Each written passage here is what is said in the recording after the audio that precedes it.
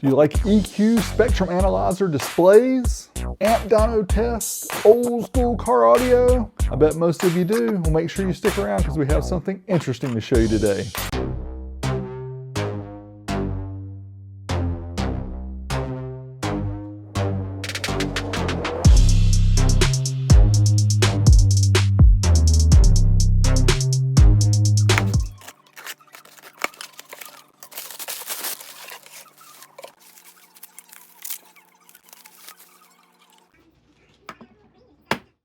Today we're going to check out a Craig Powerplay. This is a EQ booster. Booster? I don't want booster. Now what is that, you may ask? Well, it is a way to boost your radio to a higher output level.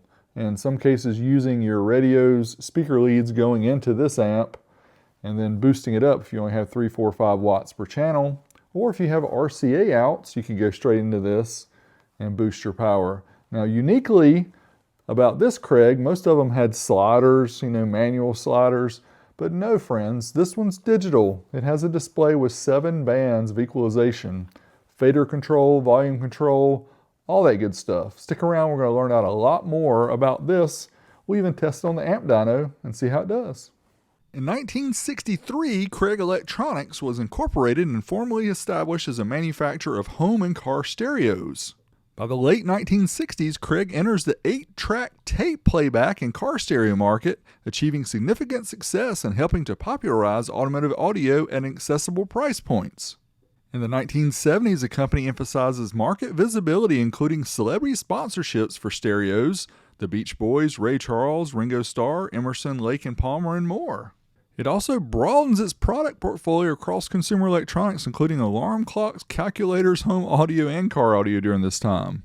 In 1985, Burcor, a California consumer product distributor, acquires operating assets of Craig Electronics, including import and distribution rights for the Craig brand car stereos and related electronics. Although few people may know the brand name today, Craig Electronics and car audio, they were big back in the 1960s through the early 1980s. The unit I'm showing today, the V509, came out in the late 1980s, and at the time an 80-watt EQ booster was kind of a thing that people frowned on, especially car audio aficionados. 10 years prior to the time of this product's release, you had a lot of head units that had low power, thus required a booster to push your 6x9 speakers. But by the time the mid to late 1980s came across, names like Alpine, Rockford Fosgate, Orion, and many others had separate car audio amplifiers, thus negating the need for a in-dash booster because you could get more power from a separate power amplifier. So I guess what I'm saying is Craig kept things as usual and didn't really innovate. Now if we look at the May 1987 audio magazine, we'll see the Craig V509 listed right there in the middle. $105 in 1987 is equivalent to about $300 in 2026, inflation adjusted.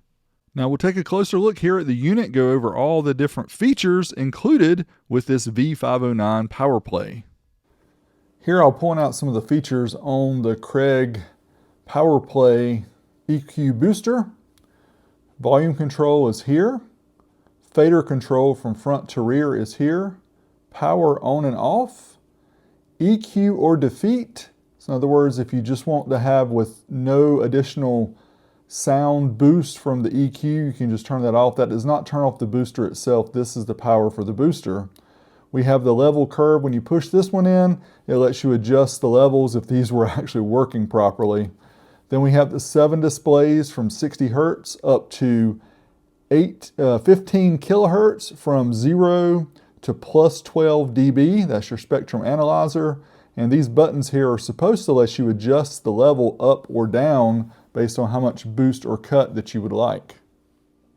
Here on the side, you'll see there's 2 screws here. These were for the bracket, which came with the unit for sure, like an L bracket designed to mount this underneath your dash.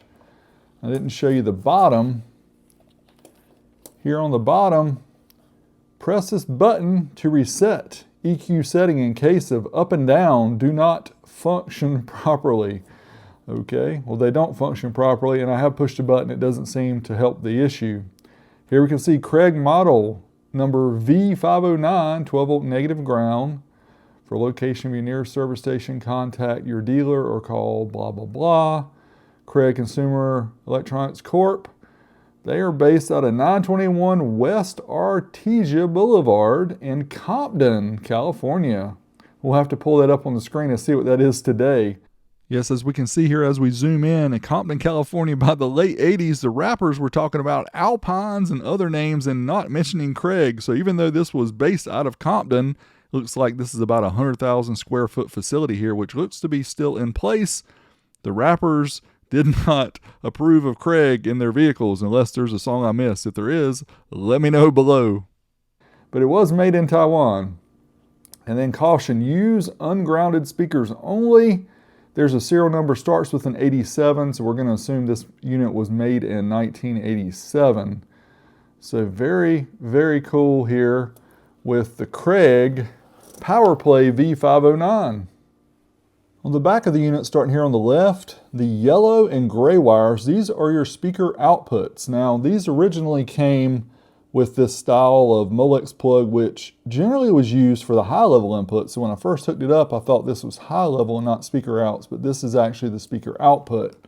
As we move over, we have RCA inputs for left and right, which is cool. We love when it has RCA and not only high level. This tends to be a higher end unit from Craig from back in the day. This is not the bottom of the barrel unit.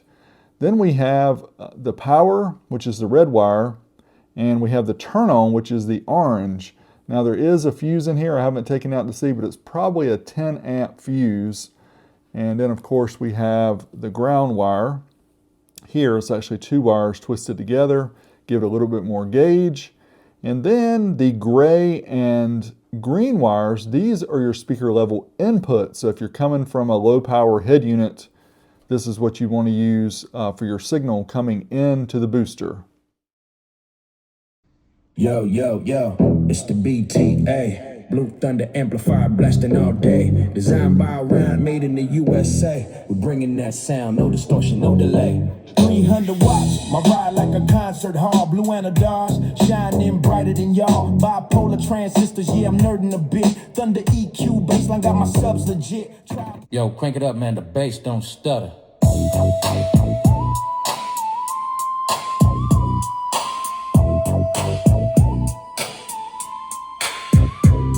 Yo, crank it up, man. The bass don't stutter. Rise powered by the MTX Blue Thunder. 300 watts, yeah, the streets gon' quake. Matech Orion, man, they don't make mistakes. Blue in the dye, shining cold like sound so crisp, it can slice right through. Got Molex plugs, wiring so tight, old school tech. I've said it before, but I believe the spectrum analyzers just make it sound better. I mean, it didn't sound bad to me at all. It sounded actually pretty good. Sparkmatic, iconic static, bass so manic. You can't handle Sparkmatic. Turn the key, let's take a ride. Sparkmatic, feel the pride. Subwoofer stomp, audio gold, year after year. Yeah, we're laughing, but it's true. EQ sliders, watch them blow.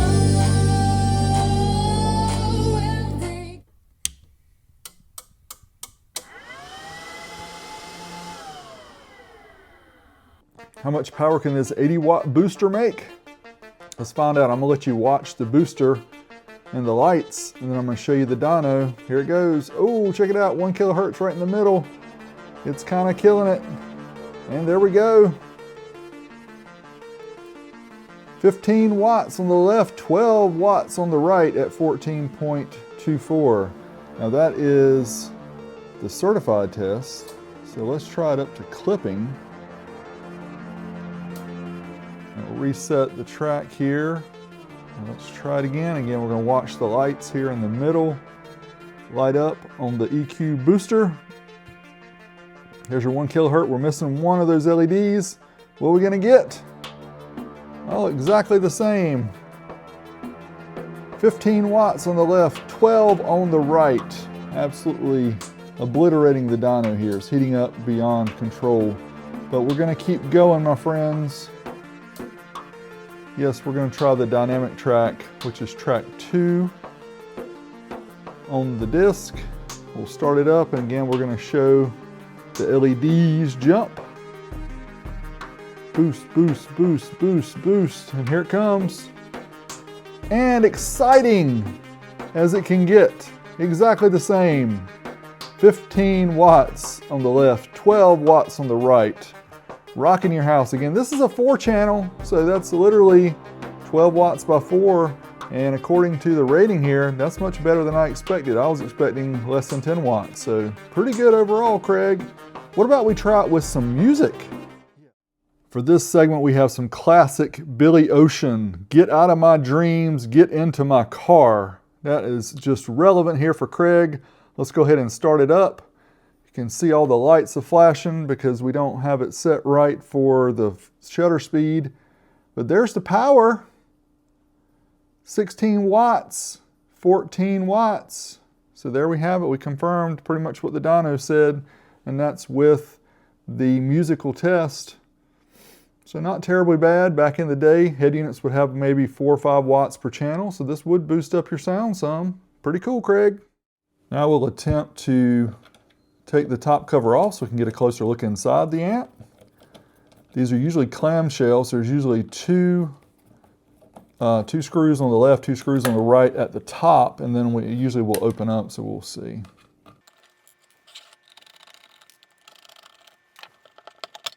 And here's the circuit board of the Craig. Again, this is the Powerplay V509 from the late 80s, about 86 to 88, I think is when these were made. Can have access to the potentiometers here. I do need to put some contact cleaner in there to make these not so staticky. But you can see the circuit board. Let me zoom out a little bit. Obviously is mounted here upside down, so we could take off a couple more screws. I think maybe one over here and one here, and maybe pry open the circuit board and look a little closer. You can see they do definitely have some jumper wires coming around here. This is indicative of the time frame. Some oopsies, I'm sure. It works, so that's really cool. But let me take out these 2 screws here, and I'll see if I can gently pry up this circuit board so we can take a closer look at the actual board of the amp. Taking out the 2 screws did not give me the access I was hoping for, unfortunately, but I will show you as much as I can here by kind of prying the board a little bit. You can see all the different capacitors inside, as well as resistors. There's a lot going on here. There's some chips as well, which I'll show here in a minute. Just all kind of electronics. It's amazing this thing still works all these years later, almost 40 years later. Unfortunately, the audio amplifier chips I could not see, so we didn't get the model numbers off of those. Well, there we have the video and review of the Craig Powerplay V509 EQ booster from the late 1980s. This is a kind of a quality product from Craig back in the day. They were not known at this time in the 80s, mid to late 80s, of making quality products, but I think this one still is, even though it was made in Taiwan versus being made in Japan. But overall, hey, it boosted up the head unit power and gave you a little bit more power than that. Not to mention the Spectrum display. I mean, hey, you guys know how I feel about that. I'm sure most of you do as well, because if you check eBay listings for anything that has Spectrum displays, it's through the roof, especially this old school car audio gear. Hope you guys enjoyed the video. Make sure you smash me a thumbs up. Subscribe to my channel. Check out my merch below and links to other stuff I have going on. And I appreciate you always as watching. Until next time, you know where Big D is. I'm out of here. Can't let you guys go away yet. We are going to try 2 ohm dynamic burst with this head unit. 1 kilohertz. Let's see what we get. Don't blow it up. Oh, look at that. We're busting 20 watts on the left, 17 watts on the right. To those who say channel 2 is stronger or weaker, I'm not sure what you guys say, but I don't listen to you half the time. This is not a Mickey Mouse program. But there you go. About 18 watts or so average times 4 for the Craig Powerplay in all its beauty.